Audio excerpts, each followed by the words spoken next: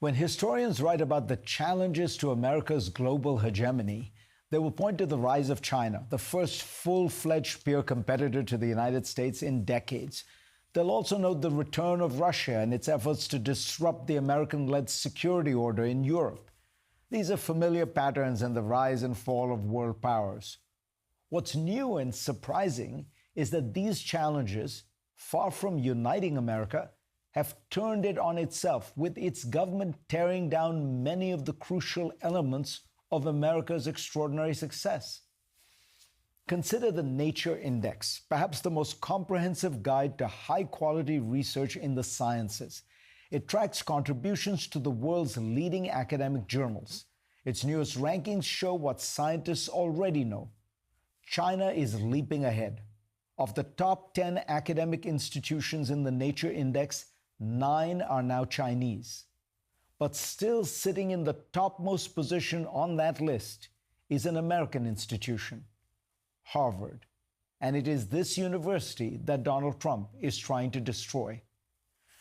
The Trump administration's war on Harvard is bizarre in many ways.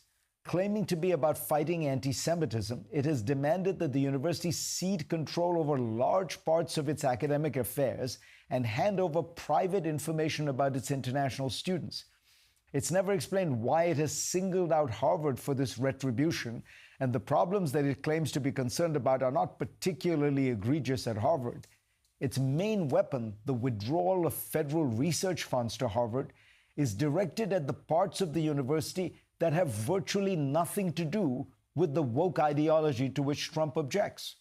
More than 90% of the research funds the government has threatened to deny Harvard are for research in the life sciences, studying diseases, medicines, and other such topics. Denying funding for cancer research will not affect people protesting for Palestine. It will almost certainly knock Harvard off that Nature Index list. America's universities have problems, and I've spoken about them, urging them to abandon fashionable political causes, end the obsession with diversity and marginalization, and return to a focus on excellence.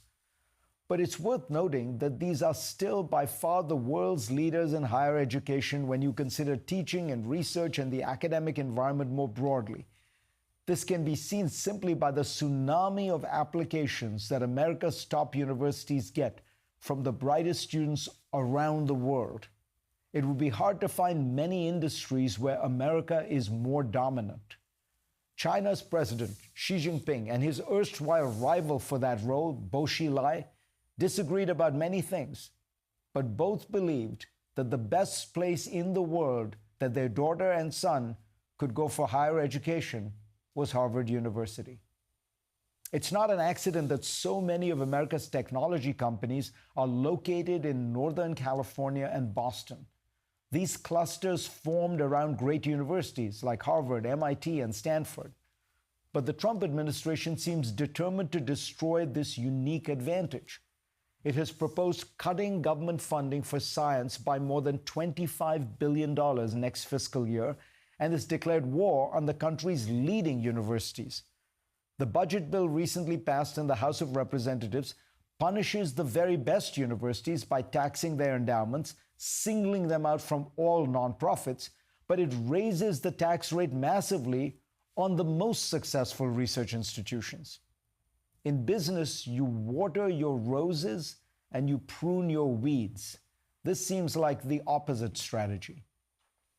America continues to lead the world in its ability to attract the world's brightest students. China draws mainly on the talents of the best of its billion-plus population. But America has had its pick of the best of the world's 8 billion people. The results speak for themselves. Of America's top 10 companies, 5 are run by immigrants. Bringing in international students also benefits the economy as a whole, generating more than $40 billion and supporting nearly 380,000 jobs just last year. But the latest Trump assault has been on these very students, putting their visa processes on hold, threatening to scrutinize their social media posts, and sending a signal generally that they're not welcomed, will be watched, and can be summarily thrown out on a whim. We are already seeing the results. Searches on the internet for American PhDs are down between 25 and 40%, while those for Australian and Swiss universities are up by even more than that. Around 4 decades ago, when I thought about applying to American universities from India, I was impressed by their reputation in research and teaching, but I was also attracted by the idea of America, a truly free and open society, one that welcomed people from around the world, and where, in President Reagan's words, our origins matter less than our destinations. In a competitive world where other countries have caught up in so many ways, this is still America's unique advantage, if we can cherish it rather than destroying it.